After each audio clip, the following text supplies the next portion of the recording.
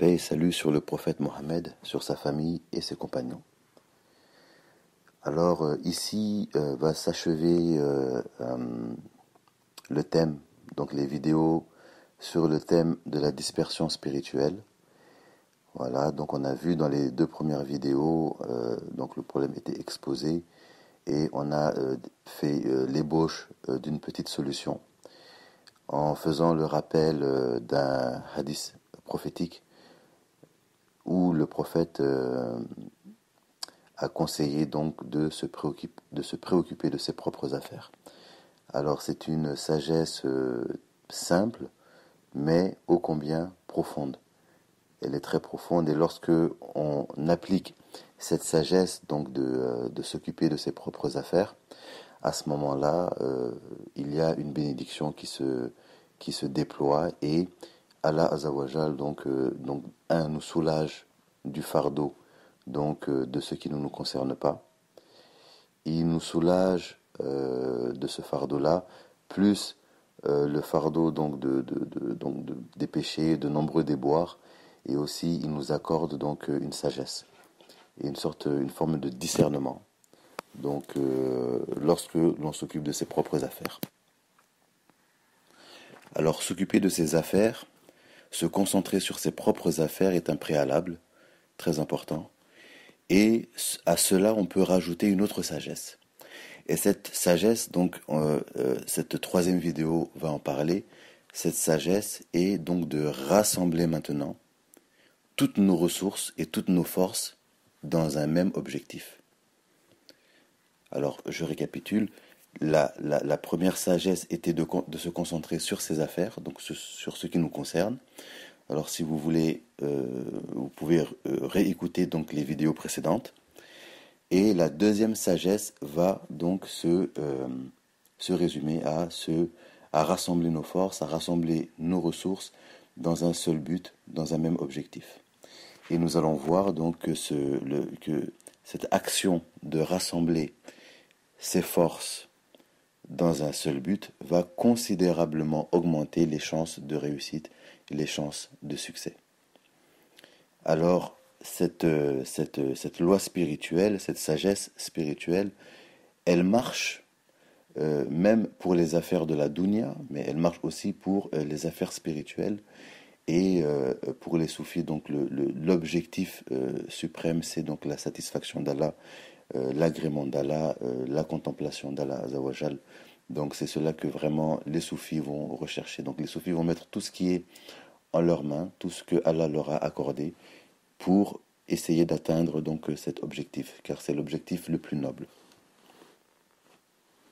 Alors, chers auditeurs, il faut savoir que nous avons de très nombreuses choses à disposition. Alors tout ce que Allah a mis à notre disposition n'a pas été en vain. Il n'y a rien que nous possédons qui ne sert à rien. Il n'y a rien d'inutile. Et ce que nous avons à disposition est non seulement innombrable en quantité, en nombre, il est impossible d'énumérer tout ce que nous avons, tout ce que Allah nous a accordé, mais non seulement cela, mais il est aussi impossible de concevoir la valeur de ce que Allah Azawajal nous a accordé. Donc chaque chose que Allah nous donne, on ne peut même pas en concevoir la valeur exacte. Alors, qu'est-ce que c'est qu'un don? Alors, qu'est-ce que c'est qu'un don? Un don, donc, quand on parle de don divin, il faut essayer de se représenter, il faut essayer de s'imaginer la mesure immense du don qui est à la mesure donc de la générosité divine. Donc, ce qui est un don donc, est utile non seulement donc dans ce monde, mais aussi dans l'autre monde. Il y a une utilité immédiate et une utilité future. Donc, il faut, par exemple, nos talents.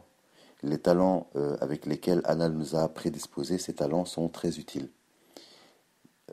Même s'il n'est pas possible de savoir, d'en concevoir la valeur, mais on peut déjà comprendre que les talents que nous avons, donc nos prédispositions, vont déjà nous aider à vivre cette expérience terrestre, à vivre cette expérience dans la dunya et à accomplir notre destinée. Et ces talents vont nous aider, par exemple, à subvenir à nos besoins et aussi, ils vont nous aider euh, à ils seront un moyen pour nous de nous rapprocher, pour nous rapprocher de Dieu. Donc nous avons des talents, nous avons des prédispositions. Allah nous a aussi accordé des sens, donc la vue, le toucher, l'ouïe, nous avons des membres aussi. Mais plus que ça, il y a aussi la famille dans laquelle nous sommes nés et aussi donc les événements de nos vies. Donc les événements heureux ou malheureux, toutes ces choses ont une utilité. Une utilité car elles nous apportent donc de l'expérience donc en ce qui concerne les événements, donc des expériences, des sagesses, des manières de comprendre le monde. Donc toutes ces choses sont utiles. Donc ce que nous possédons aussi, donc l'argent que nous possédons, les biens matériels que nous possédons, donc tout cela est utile. Et même ce que nous perdons a aussi son utilité aussi. Donc il n'y a que une succession de, de dons. L'être humain vit une succession de cadeaux. Allah Azawajal lui accorde des cadeaux de manière discontinue pendant toute sa vie. Il y a donc ce qu'on ressent tout de suite, ce qui nous apporte de la joie de manière immédiate, mais il y a aussi d'autres cadeaux spirituels qui n'ont pas forcément qui n'ont pas forcément qui ne sont pas forcément agréables, pas forcément faciles, mais qui sont aussi donc des cadeaux. Tous ces cadeaux que nous avons à disposition maintenant, nous avons une responsabilité par rapport à ces dons, par rapport à ces cadeaux. Nous pouvons les utiliser à bon escient, nous pouvons les gaspiller ou nous pouvons donc les négliger. Mais si nous les utilisons à bon escient, si nous les utilisons donc dans le bon sens, nous allons nous apercevoir qu'ils sont parfaits. Ils sont sur mesure et parfaits pour ce que Allah Azawajal attend de nous. Et ce que Allah attend de nous a été révélé dans le Saint-Coran et Allah nous a révélé que nous avons été créés, donc nous les hommes ainsi que les djinns, nous avons été créés pour l'adorer. Alors toutes ces choses qu'il va nous donner vont avoir cette utilité ultime de nous aider à accomplir ce pourquoi nous avons été créés. Alors bien sûr, ils vont nous aider aussi à accomplir notre destinée, à nous servir, à être très utiles, à nous accorder donc de connaissances, bonheur, mais aussi, ultimement, ils vont nous aider à adorer Allah Azawajal. Alors il faut considérer maintenant tous ces dons, tous ces cadeaux comme des soldats. Et nous avons donc ces soldats à disposition. Si nous les dispersons, donc dans des directions opposées ou totalement incohérentes, à ce moment-là, il va se passer que il va se produire une sorte de nous allons être affaiblis. Nous allons être affaiblis et tous ces soldats ne pourront pas jouer leur rôle. Alors, si on voit les choses de cette manière-là, nous allons comprendre nous avons tout intérêt à les réunir, à les concentrer, à les organiser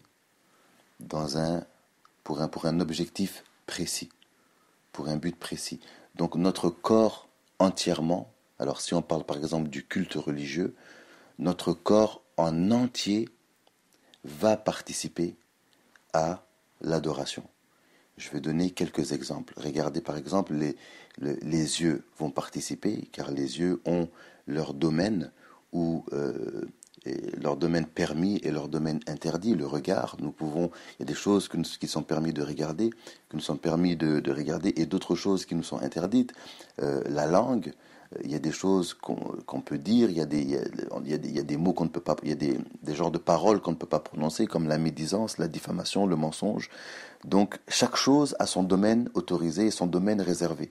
La bouche, l'estomac, ce que nous pouvons mettre dans notre estomac, ce que nous pouvons manger, ce que nous pouvons boire, les appareils génitaux, tout cela vont être régis donc par des règles religieuses. Donc la religion va s'appliquer à chacune des choses que Allah Azawajal va nous donner. Donc dans toutes les choses que nous allons avoir entre les mains, donc surtout les cadeaux que nous avons entre les mains, il y a donc une sagesse qui s'applique et une responsabilité qui vient avec. Et nous ne pouvons pas les utiliser de n'importe quelle manière, car il y a des choses qui sont utiles et des choses, il y a une manière de les utiliser. Si nous les utilisons de cette manière-là, ça va plutôt nous faire du mal, donc ça sera plutôt nuisible. Et tout le corps en entier aura donc son domaine autorisé, son domaine interdit, et aura sa manière de s'orienter vers Allah Azawajal. Le cœur aussi. Donc il y a des choses qui sont interdites, qui ne doivent pas rentrer dans le cœur, comme la jalousie, l'hypocrisie, la méchanceté. Donc ces choses-là, le cœur ne doivent pas rentrer dans le cœur. Et ce qui doit rentrer dans le cœur, donc ce qui est permis pour le cœur, ce qui est souhaitable même, c'est donc ça va être la bonté, l'amour, la pudeur, la sincérité. Donc c'est cela que nous allons rechercher. L'intellect aussi. L'intellect aussi aura son domaine réservé, son domaine et son domaine interdit, donc ce qui lui est interdit.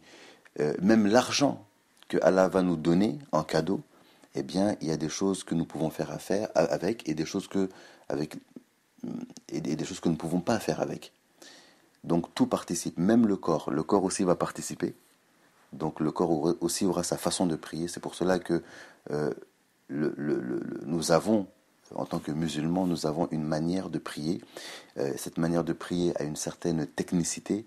Il y a des piliers, des conditions de validité, et il y a des manières donc de prier qui sont assez techniques. C'est pour cela que si jamais pour ceux qui croient en tout cas que la prière n'est pas importante et que c'est seulement ce qu'il y a à l'intérieur du cœur qui compte, eh bien c'est une erreur parce que tout participe à l'adoration. Tout ce que Allah Azawajal va mettre entre nos mains va participer à l'adoration. Et le corps aussi, ne va pas échapper à cette règle-là. Et on va même aller plus loin, même les instants de nos vies ne vont pas échapper à cette règle. Les instants que Allah va nous donner, le temps que Allah va nous accorder, eh bien, il va falloir aussi l'utiliser pour cet objectif-là. D'accord ? Donc là, vous comprenez donc que notre vie en entier, Allah va nous donner donc des milliers de soldats, si on peut appeler ça des soldats, ou des milliers d'opportunités, des opportunités charnelles, physiques, spirituelles, temporelles. Donc toutes ces choses seront donc des dons, et nous aurons donc la responsabilité de les utiliser en bien ou en mal, ou de les utiliser de la meilleure manière, et cette meilleure manière, c'est pour Allah Azawajal. Et pour adorer Allah Azawajal, donc tout ce que nous avons entre les mains est parfait. Et tout ce que nous avons entre les mains est précieux, parfait, excellent pour ce but-là. Parce que Allah ne va pas nous créer pour quelque chose et ne pas nous donner en même temps les moyens de parvenir à cette chose. Ça serait incohérent. Donc notre fitra, notre nature essentielle, notre nature, elle est parfaite pour cette mission. Donc elle est parfaite pour la mission que Dieu lui a octroyée, donc pour le destin qu'elle a à vivre, et pour le but suprême, si on peut l'appeler ainsi, qui est donc d'adorer Dieu. Donc notre fitra, notre corps en entier est parfait pour cela, notre vie est parfaite pour cela, la famille dans laquelle nous sommes nés est parfaite parce que c'est du sur-mesure, le pays dans lequel nous avons grandi est parfait pour cela, ce que nous avons mangé, notre culte, tout est parfait pour ce que Allah Azawajal attend de nous personnellement. Et si notre fitra est parfaite, alors vous comprenez maintenant aussi pourquoi en islam il n'y a pas de vœu de pauvreté par exemple. Il n'y a pas de vœu de pauvreté parce que si Allah décide Si Dieu décide qu'un tel va être pauvre, eh bien cette pauvreté va lui être utile pour se rapprocher de lui. Mais si Dieu décide qu'un autre va être riche, eh bien cette richesse sera un moyen pour cette autre personne de se rapprocher de Dieu. Car Allah est sage et Allah il dispense ses dons de manière sage. Il n'y a pas d'injustice dans la création. Et vous allez aussi comprendre aussi que dans la vie, dans l'islam, il ne peut pas non plus y avoir de vie monacale. On ne peut pas aussi se priver, par exemple, de relations charnelles comme ça, ou de se priver de sommeil. Cela n'est pas possible. Parce que notre fitra, notre nature essentielle, notre corps, la manière dont nous avons été créés est parfaite. Pour ce que Allah Azzawajal attend de nous, pour notre réalisation spirituelle, elle est parfaite. Et la sunna du prophète, donc l'art de vivre du prophète Mohammed sallam, était un art de vivre qui typifiait cette humanité de la façon de la manière la plus parfaite, et nous pouvons tous nous accorder à cette manière de vivre et en tirer donc des trésors et des sagesses. Voilà. Alors maintenant que nous avons compris tout cela, ça c'était une introduction un peu longue, mais elle est importante cette introduction parce qu'elle va nous permettre de comprendre le reste de l'exposé. Alors maintenant que nous avons compris ça, il y a maintenant un autre aspect de cette réalité qu'il faut souligner. L'autre aspect est que il va falloir maintenant rassembler ces armées. Et le fait de rassembler ces armées va donner une énergie. Cette énergie qui est capable de faire bouger des montagnes, cette énergie extraordinaire, donc qui vient avec le fait donc de rassembler tous ces dons dans un but précis, cette énergie s'appelle la himma, donc la détermination. Alors plus on rassemble les choses pour un seul but, plus on rassemble les dons que Dieu nous donne pour un but précis, pour un objectif précis, plus cette himma, cette énergie est forte, plus cette détermination est puissante. Sidna Cheikh Ahmed Tijani, que Allah sanctifie son précieux secret, a dit que la himma de l'homme, la détermination de l'homme est dominante sur les mondes. Et lorsque l'être humain, lorsque l'homme se fixe un objectif, le but est atteint. Et cette himma, elle va être forte lorsque les dons que Allah va nous donner vont être utilisés pour un même objectif. Et cela va sous-entendre que la dispersion va affaiblir cette détermination, elle va affaiblir cette énergie, cette himma, et les chances d'arriver au but vont être donc réduites par le fait donc de se disperser et de disperser donc les dons que nous avons dans plusieurs directions opposées, différentes. Cela va baisser la détermination et ça va affaiblir notre énergie. On va remarquer que dans le Saint-Coran, Allah Azzawajal va toujours associer la dispersion. Donc la dispersion, il faut même aussi entendre donc la dispute, la dispersion, donc ça c'est des choses qui vont ensemble. Donc la dispersion avec son mécontentement et la dispersion avec l'échec, la faiblesse et la perte. Par exemple, dans la sourate Al-Imran, le verset 105, Allah Azzawajal va dire « Et ne soyez pas comme ceux qui se sont divisés et se sont mis à se disputer après que l'épreuve leur furent venue. Et ceux-là auront un énorme châtiment. » La sourate Al-Anfal, verset 46, Allah Azzawajal dit « Et obéissez à Allah et à son messager, et ne vous disputez pas, sinon vous fléchirez et perdrez de votre force. Et soyez endurants, car Allah est avec les endurants. » Dans la sourate As-Saf, verset 4, Allah Azzawajal dit « Allah aime ceux qui combattent dans son chemin en rang serré, pareil à un édifice renforcé. » Donc là, on est dans le contraire. Donc Allah nous informe qu'il aime ceux qui combattent dans son chemin en rang serré, pareil à un édifice renforcé. Alors on a un autre verset plus loin, donc la sourate Al-An'am, verset 159. Allah Azawajal dit: et ceux qui émiettent leur religion et se divisent en sectes, de cela tu n'es responsable en rien. Leur sort ne dépend que d'Allah. Puis il les informera de ce qu'ils faisaient.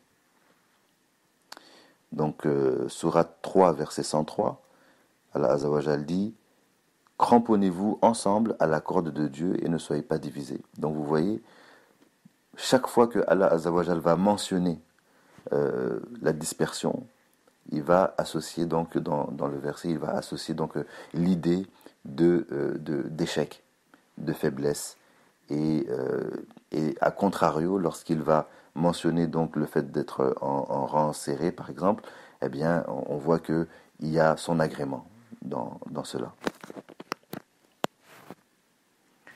Et la symbolique de cette réalité spirituelle se trouve même dans le fait que le prophète Mohammed, paix et salut sur lui, nous a fortement recommandé de prier en groupe. La prière en groupe est très importante en islam. L'aspect collectif des actes cultuels est très important. Donc la prière en groupe va multiplier de manière considérable les hasanat. Et dans la tariqa Tijaniya, cette recommandation a été fortement rappelée par Sayyidina Cheikh Ahmed Tijani. D'ailleurs, même quand on donne les conditions du wird, on parle de cela. C'est des choses qu'on doit dire, donc de prendre un grand soin de ces prières en groupe, de faire la prière en groupe le plus que possible. Et le secret du fait donc de se regrouper, voilà, eh bien, on le voit même dans la vie de tous les jours. Par exemple, dans la police, les CRS, par exemple, sont entraînés pour rester groupés lorsqu'ils font face à des manifestants. Et même si le nombre de policiers est plus petit que celui des manifestants, si les policiers restent groupés, eh bien, il y a de fortes chances que les manifestants ne puissent pas...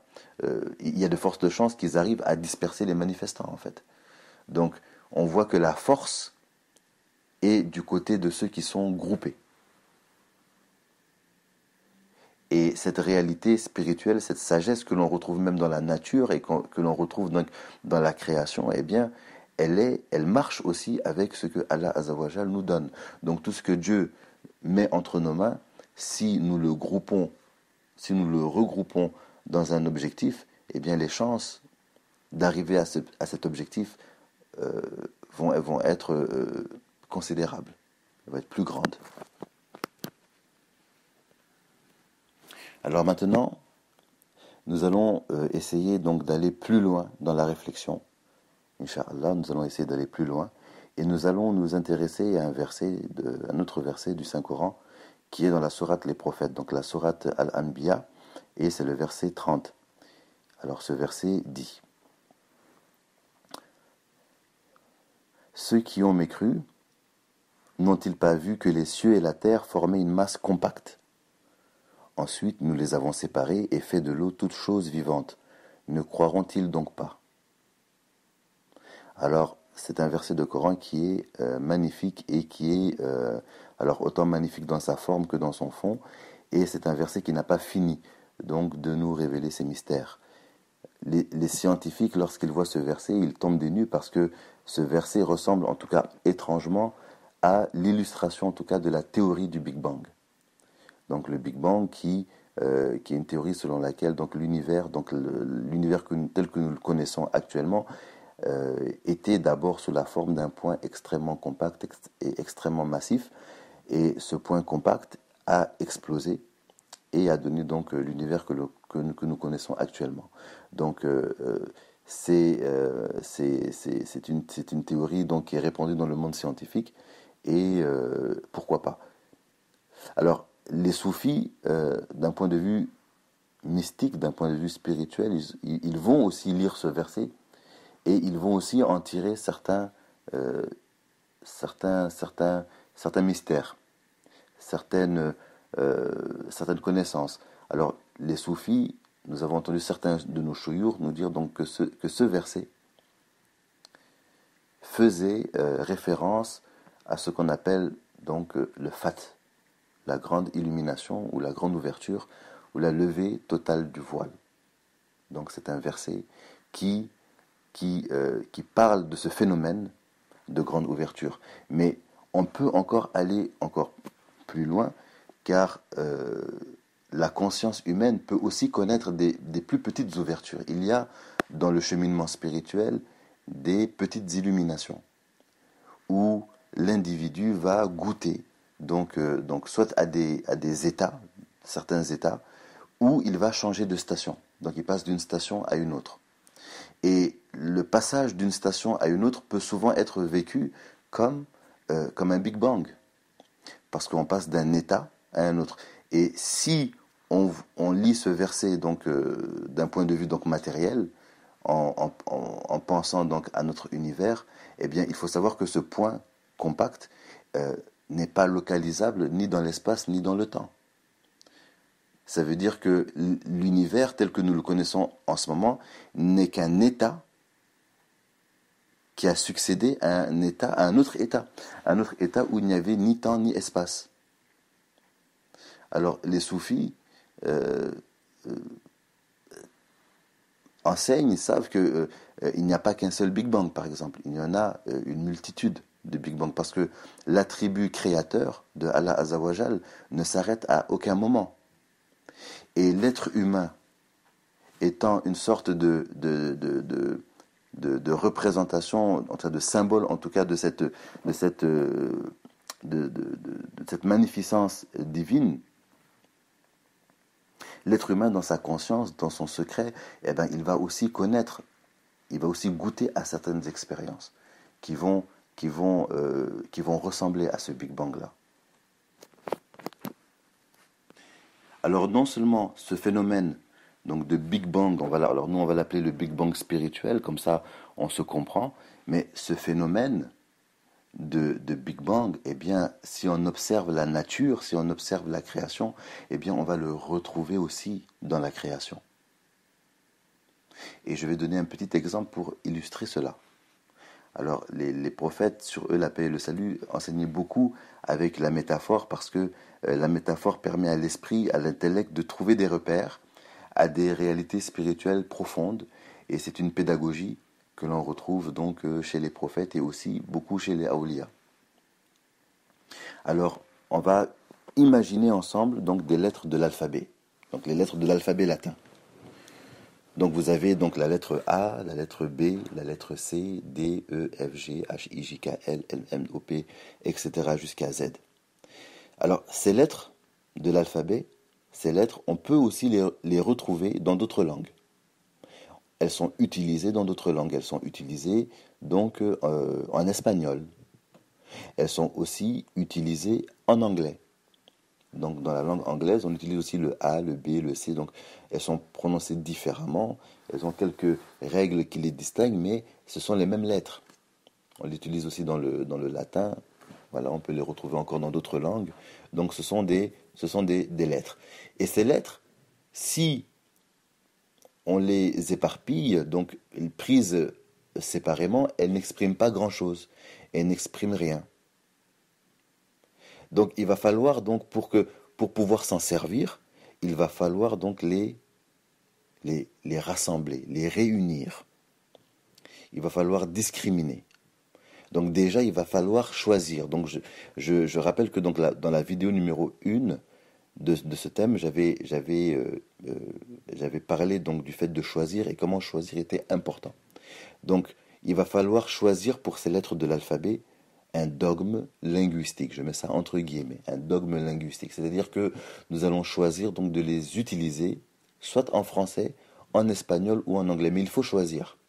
On ne peut pas les utiliser en français, en espagnol, en anglais en même temps, n'importe comment, sinon elles seront inutilisables, elles ne serviront à rien. Donc si on choisit de les utiliser en langue française, à ce moment-là, ça devient A, B, C, D et non A, B, C, D, comme on le prononce en anglais. Donc, si on décide de les utiliser en français, à ce moment-là, tout ce qui n'est pas le français ne nous concerne plus. Donc l'espagnol, l'anglais, on oublie tout ça. On le met de côté en tout cas. On le met de côté parce qu'ils ne vont pas nous être utiles. Donc on va pas se disperser, on va utiliser donc les lettres de l'alphabet en français. À ce moment-là, quand on comprend qu'on les utilise en français, alors il y a des règles en français qu'on ne trouve pas dans les autres langues. Et ce sont ces règles-là que nous allons utiliser.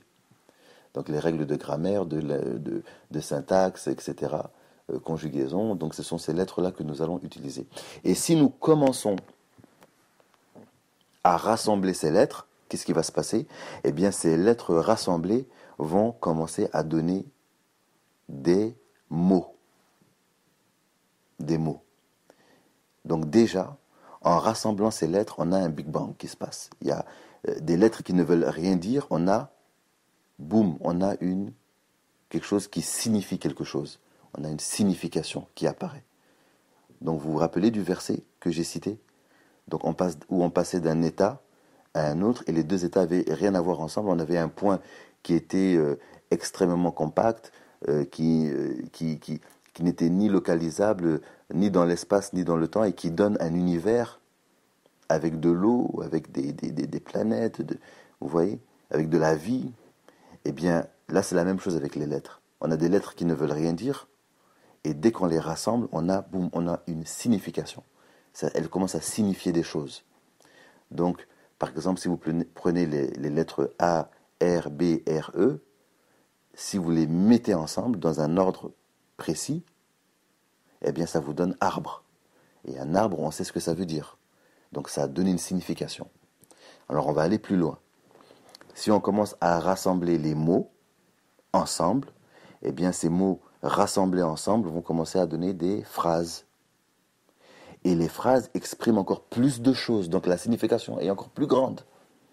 Ça, c'est un autre Big Bang. Donc on a des mots qui, pris au hasard, comme ça, un peu dispersés. Donc déjà, elles signifient des choses, mais on peut aller plus loin. Si on rassemble ces mots ensemble, eh bien ça donne des phrases intelligibles. Et ces phrases arrivent à exprimer des significations encore plus complexes, encore plus profondes, encore plus vastes.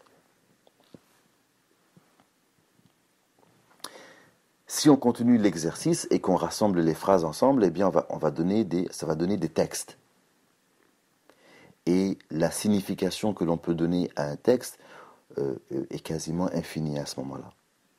Car on peut choisir une infinité de thèmes différents et exprimer de la poésie, parler de politique, parler de science, parler d'amour. On peut dire tout ce qu'on veut. Et ce sont avec les mêmes lettres de l'alphabet qui au départ ne signifient absolument rien. Donc ça, c'est une illustration dans la création de ce phénomène-là. Donc lorsqu'on rassemble des choses, eh bien ça donne naissance à autre chose. Il y a une explosion comme un Big Bang qui se crée. Et c'est à ça que je veux venir quand je dis qu'il est important de ne pas se disperser spirituellement. Donc lorsqu'on rassemble les choses que Allah Azawazal nous donne, donc tous les cadeaux qu'il nous donne, lorsqu'on les rassemble d'une manière spécifique, bien sûr, on ne peut pas les rassembler donc n'importe comment, d'une manière spécifique, organisée, à ce moment-là, ça va donner quelque chose. Donc il faut penser au Big Bang. Penser au Big Bang, donc cette image du Big Bang, c'est une image qui est facile, en tout cas pour notre esprit, on peut facilement se référer à cela. Eh bien, c'est un symbole. Parce qu'on retrouve cette réalité spirituelle, on retrouve cette vérité spirituelle dans toute chose dans la création. Et cette réalité, il faut l'utiliser à bon escient, il faut l'utiliser en son avantage. Il faut l'utiliser en son avantage et cela va donner des choses extraordinaires. Extraordinaires. Donc concentrer ses forces, concentrer ses attributs, concentrer les cadeaux que Allah Azawajal nous donne dans un but précis, dans un objectif, eh bien, ça va donner des choses magnifiques. Et cela est vrai dans toute chose. Et dans le domaine de la tariqa aussi, bien entendu, et je vais faire donc un dernier rappel donc de la parole de Sina Cheikh Ahmed Tijani, qu'on retrouve dans le Jawahirul Mani. Cheikh Ahmed Tijani, que Allah soit satisfait de lui, que Allah lui fasse grâce, a dit donc, il faut faire attention à ne pas mélanger les litanies d'origine différentes. Et il faut éviter la dispersion de la pensée en s'occupant des propos des soufis. Personne ne peut réussir en suivant cette mauvaise voie de mélange. Il faut opter pour une seule litanie, ne s'intéresser qu'à une seule voie, à une seule orientation, à une seule origine sur laquelle le disciple doit compter. Vous voyez, donc, Sidna Cheikh Ahmed Tijani anhu, eh bien, il nous parle de cette réalité spirituelle et il nous en parle surtout à nous disciples dans le domaine de la tariqa. Et cela, cette réalité spirituelle, eh bien, c'est dans toute chose. Si vous êtes musulman, vous ne pouvez pas mélanger donc des milliers de religions différentes en pensant augmenter votre islam. Ce n'est pas possible. Ça ne va pas marcher.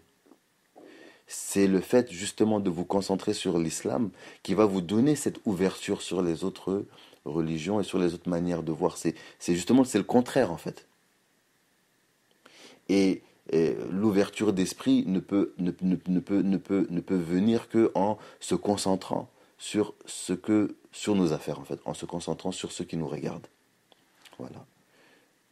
Alors,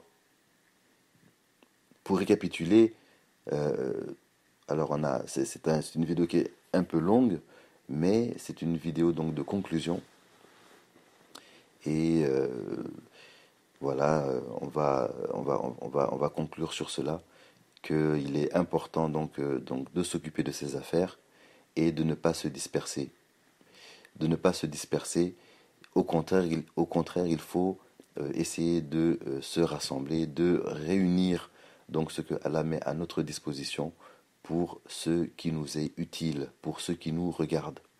Et c'est de cette manière qu'il y a de fortes chances que nous arrivions en tout cas au succès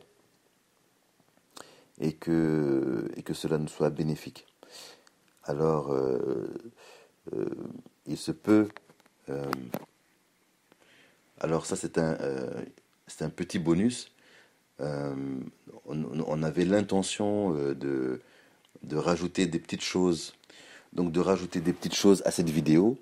C'est pour ça d'ailleurs on a pris pas mal de temps avant de la sortir, mais on avait cette intention, donc on avait une intention en tout cas de dévoiler certaines choses en rapport avec la numérologie et la guématrie, donc la science des lettres, pour encore appuyer ce point et faire des démonstrations vraiment extraordinaires. Et pour cela, donc, il nous fallait donc une autorisation. Donc ça, c'est une anecdote que je dis pour conclure un peu cette vidéo. Pour cela, bien sûr, on ne peut pas faire certaines choses sans autorisation spirituelle. Alors, on a demandé l'autorisation et bien sûr, on n'était pas sûr qu'on avait le feu vert pour cela. Et dans l'hésitation, l'un d'entre nous donc a vu Sidna Cheikh Ahmed Tijani en rêve, qui ne lui a pas permis donc de dévoiler certaines choses. Donc nous ne l'avons pas fait. Alhamdulillah. Et donc cette anecdote, elle est bénéfique parce que elle nous rappelle que Sidna Cheikh Ahmed Tijani est vivant. Il ne laisse pas ses disciples à l'abandon, donc il ne laisse pas ses disciples faire ce qu'ils veulent. Et il y a moyen, en tout cas pour les types, de le consulter. Donc, soit vous pouvez voir directement votre Mokaddam, ou alors vous pouvez donc faire 100 Salatul Fatihi. Vous les offrez à Sidna Cheikh Ahmed Tijani et vous regardez ce qui se passe dans votre cœur. Si les premières idées, les premières pensées que vous allez pressentir, ressentir en tout cas, à ce moment-là, cela constitue votre réponse. Et Sidna Cheikh Ahmed Tijani anhu est présent avec tous ses disciples. Et pour s'en rendre compte, pour goûter à cette merveille, eh bien, le fait de ne s'occuper que de ce qui nous concerne et de réunir toutes nos forces, en tout cas dans la tariqa pour ceux qui sont des disciples Tijani, dans la tariqa, eh bien, il se peut que Allah, par sa générosité, par sa grande faveur, eh bien, il vous montre, il vous dévoile euh, des choses par rapport à Sayyidina Cheikh Ahmed Tijani, anhu, et euh, qu'il fasse que votre relation avec lui, en tout cas, soit formelle et pas seulement euh, et, voilà, et pas seulement fantasmée. Mais cette relation entre le maître et le disciple dans la Tijania, elle est concrète. Elle est concrète. Et Sayyidina Cheikh Ahmed Tijani, anhu, il est là. Et les vidéos que nous faisons actuellement en ce moment, eh bien, on a demandé une autorisation pour cela. Donc, ce sont pas des initiatives propres que l'on fait sans demander d'autorisation, bien sûr que non. Et le disciple Tijani, il doit se concentrer donc sur sa tariqa et il doit se concentrer sur son cher. Et Allah, à ce moment, va lui ouvrir des choses. De grandes chances que Allah Azzawajal lui ouvre des choses par rapport à la Tijania, par rapport à son cher. Et ce ne sont que des merveilles. Merveille sur merveille. Alors je demande à Allah Azzawajal, par sa grande générosité, par sa pure faveur, de nous accorder les plus hauts degrés du paradis. Par le prestige du prophète Mohammed sallallahu alayhi wa sallam et par la baraka de Sayyidina Cheikh Ahmed Tijani, notre cher dans cette voie soufie. Et nous demandons à Dieu donc de nous aider à rassembler ce qui est dispersé en nous. Nous sommes dans une époque où la dispersion est chose commune.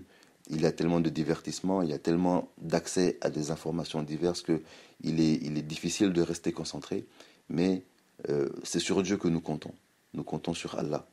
Et le succès est auprès de Dieu. Nous demandons donc à Dieu de nous aider, de nous accorder le succès et de nous faire grâce par la grâce du prophète Mohammed sallallahu alayhi wa sallam. اللهم صل على سيدنا محمد الفاتح لما أغلق والخاتم لما سبق ناصر الحق بالحق والهادي إلى صراطك المستقيم وعلى آله حق قدره ومقداره العظيم سبحان ربك رب العزة عما يصفون وسلام على المرسلين والحمد لله رب العالمين